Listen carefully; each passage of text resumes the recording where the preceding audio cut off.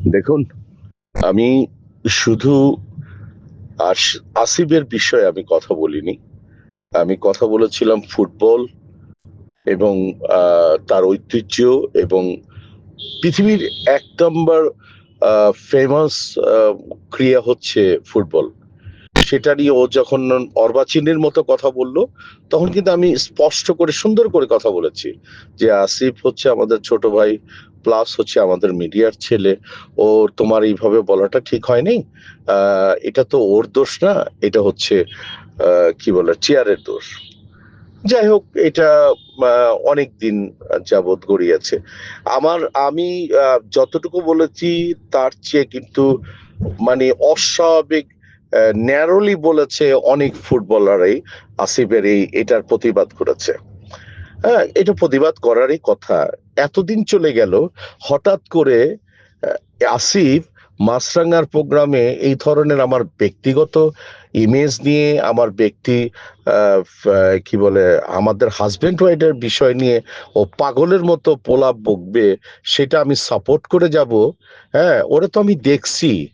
ও কি ছিল না ছিল, ও তো নিজে এখন ও বোর্ডের ডাইরেক্টর হওয়ার পর ওর মাথা নষ্ট হয়ে গেছে গা। ঠিক না? ও তো যেভাবে কথা বলছে, ও তো মনে করে যে ওর কি না কি হয়ে গেছে গা। ওর মতো পোলারে আমি দেখছি না।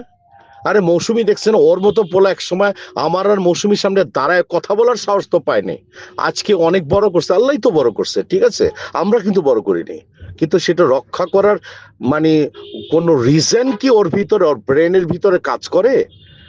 ওর পরিবার নিয়ে আমি কোনো কথা বলেছি? আলহামদুলিল্লাহ ওর ওয়াইফ তো ভালো। ওর ওর বাচ্চা-কাচ্চারা ভালো। ঠিক আছে? নাতি-নাতকুরের হইছে। ও তো পাগলের মতো পোলাপ বকে। ওর কুমিল্লাতেই ওর কিন্তু জাতা লেভেলের অপমান অপদস্থ হয়েছে। এরে এইটা বলে, ওইটা বলে। ওর পার্সোনালিটির সাথে ওর এজ এ ডাইরেক্টর হিসাবে ক্রিয়া মানে আ মানে ক্রীড়া সংস্থার একজন ক্রীড়া সংগঠক হিসাবে এটা কোনো কথা? এইভাবে ওর মানে থাকা উচিত? বিহেভিয়ার থাকা উচিত? আমি 100% প্রতিবাদ করেছি।